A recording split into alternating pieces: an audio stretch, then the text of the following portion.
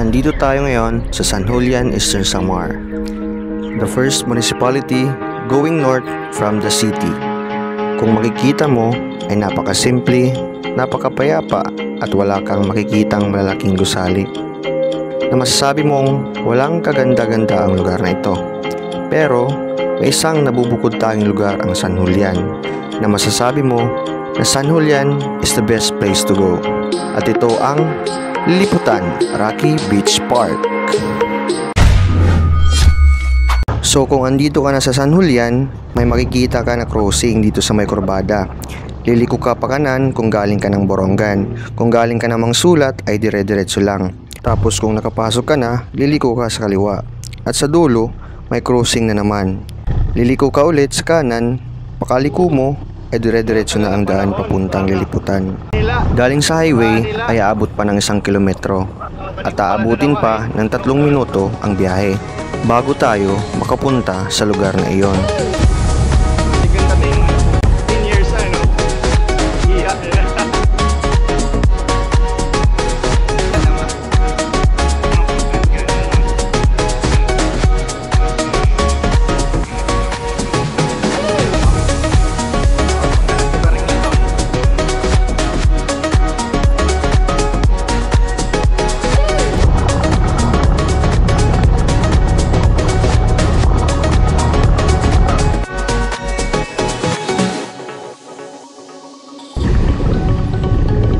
Sa 3 minuto na ating biyahe, sa wakas ay narating na natin ang Liliputan. Bago nga pala tayo makapasok ay maglalagin at magbabayad muna tayo ng ating entrance fee. 0 to 6 years old ay free entrance. 7 to 59 years old ay 50 pesos. At ang ating mga senior citizen ay may special discount. May parking lot sila sa motor kung motor ang sasakyan mo. At may parking lot din sila sa tricycle at kotse kung kotse naman ang sasakyan mo. Ang kinaganda naman dito ay wala pong bayad at libre lamang po ito. Pagkatapos nga naming magbayad ay agad na kaming pumasok. Ang unang bumugad sa atin ay itong signage na ang nakasulat ay Liliputan Rocky Beach Park.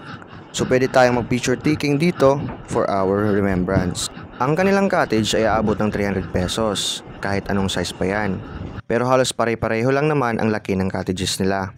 Pinagkaiba lang ay kung gusto nyo ng may kuryente ay mag-a-add lang kayo ng 50 pesos. Bali, hindi po lahat ng cottages ay may kuryente. Pili lang po. Kung napapansin nyo dito sa kanan ko ay may nakaukupang pamilya. Diyan kasi ay dating may cottage, nasira lang ng bagyo.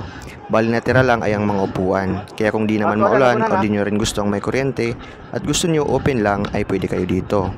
Hindi ko lang natanong kung magkano pero siguro mas mababa pa ito sa 300 pesos na may cottage. Dito naman ay naisip ko kaya tinawag na Rocky Beach Park itong lugar na ito dahil dito sa mga naglalakihang bato.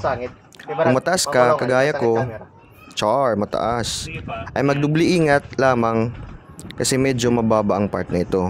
Pagkalampas mo naman sa mababang part na ito ay makikita mo na napaka-instagrammable ang lugar na ito.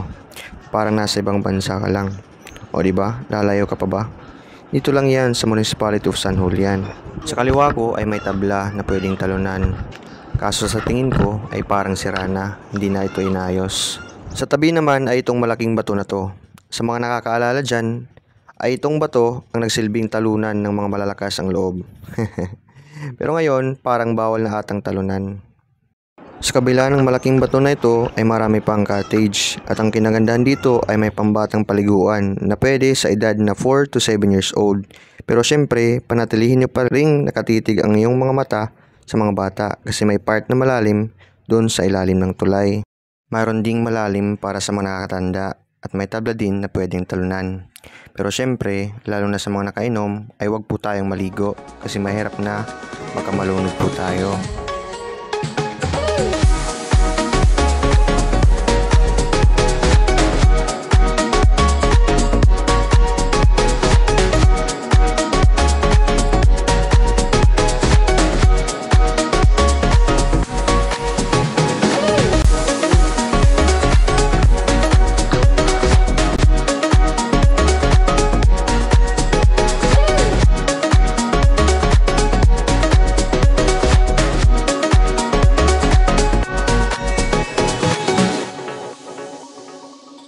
Bali dito kami sa cottage na ito, malaki at may kuryente pa.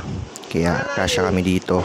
Bali ito nga pala yung team na Lahigans, ang mga maghusay at mga gwapo ng may pangdan. Bali kasama po namin ng former President ng United States of America, si Barack Obama, si Tita J ng Bye Bye, si Tita Butchoy ng Ampalaya at si Teacher Guapo.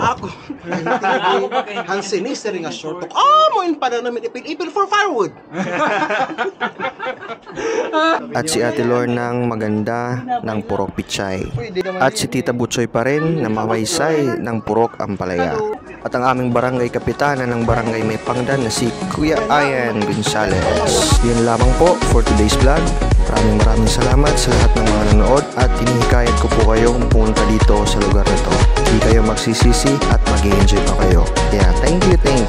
Peace out. Cheese!